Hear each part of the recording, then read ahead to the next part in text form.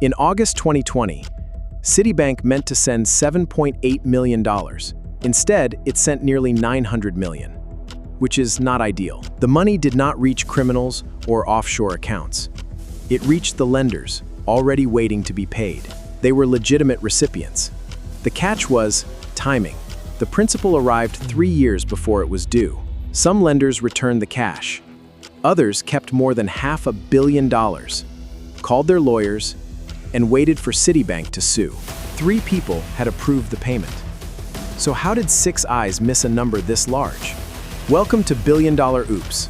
We're here to show you how this world is really held together by duct tape and optimism. Subscribe and let's dive in. To understand the mistake, go back to 2016, when Revlon borrowed $1.8 billion.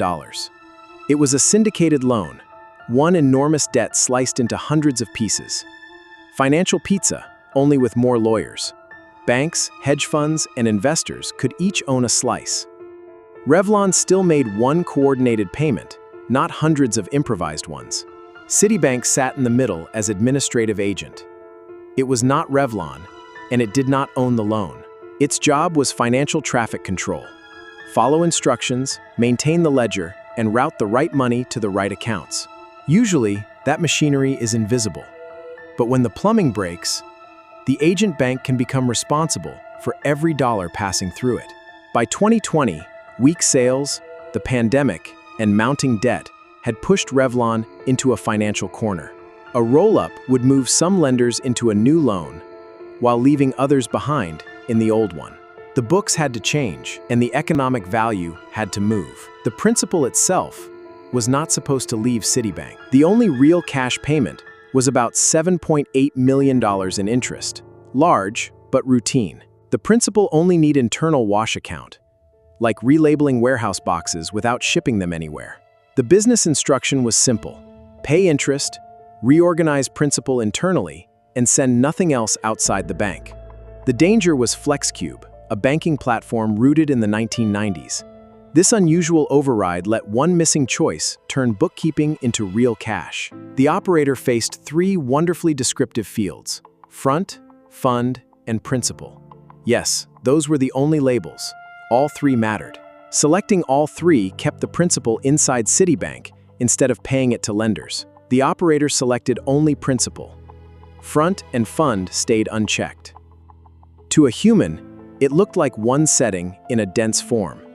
To Flexcube, it meant pay the principal outside the bank. The interface never translated configuration into consequence. It did not say what every reviewer actually needed to hear. The screen showed Flexcube mechanics, not financial meaning. It displayed settings while hiding the cash consequence behind them. Most importantly, this did not feel like a $900 million decision. It felt like finishing a form. That is not cosmetic.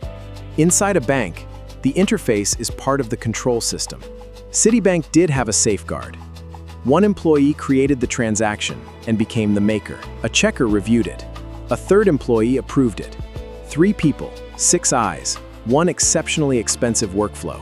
The process separated authority, but not perspective. Everyone saw the same confusing representation of the same mistake. No independent view reduced the transaction to 3 useful facts: cash leaving, recipients receiving, and instructions being matched. The checker missed the fields. The approver missed them too. 3 approvals converted confusion into institutional confidence. The error collected signatures and emerged fully authorized. More eyes help only when they see the problem differently. On August 11, 2020, the approved transaction was released. Citibank sent $893,944,008.52 of principal. That was more than 100 times the interest payment Citibank intended to make. The money split across the lender group, each recipient receiving the exact principal recorded for its loan slice. These were real lenders, and the amounts matched real debts down to the penny. The transfer looked remarkably convincing, except principal was due in 2023. The payment arrived 3 years early, without the required advance notice. For risky debt lenders, full repayment was a windfall, and an obvious mystery. The next question was legal. Could they keep it? Citibank discovered the error after settlement and fired off urgent recall notices, asking lenders to return the money. Some managers returned it. Others, controlling more than $500 million, froze their responses, called counsel, and refused. Citibank sued. The lenders answered with a New York doctrine called discharge for value. If mistaken money satisfies a valid debt and the recipient lacks notice of error, the law may protect payment finality. In 2021, a federal judge said the lenders could keep the money. Yes, really. The ruling rattled the loan market.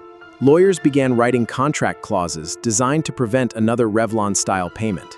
Then, in 2022, the appeals court vacated the ruling. The legal victory flipped back to Citibank.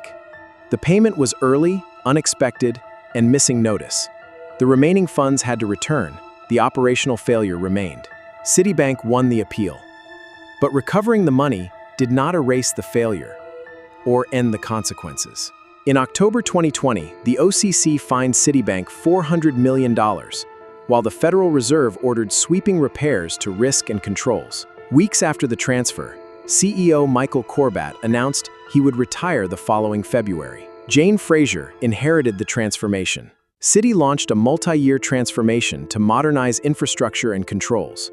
By 2024, related expenses were roughly $2.9 billion a year, a $400 million penalty. Billions spent. A new CEO. It looked as if the lesson had finally become impossible to ignore. Then, in April 2024, the same department faced a tiny task: route $280 of interest. Flexcube supplied 15 zeros. The operator stopped backspacing early. A few zeros survived, and $280 became 81 trillion. That rivaled the value of the US stock market and approached 4/5 of annual global GDP. The platform did not block it. 2 reviewers approved the amount without questioning the surviving zeros. The $81 trillion wire floated inside the system for 90 minutes. If released, it could have frozen financial plumbing worldwide. At minute 90, a third checker spotted the error and aborted it. The world continued, apparently out of professional courtesy. This was not isolated. In 2024, Citi recorded 10 separate near misses above $1 billion.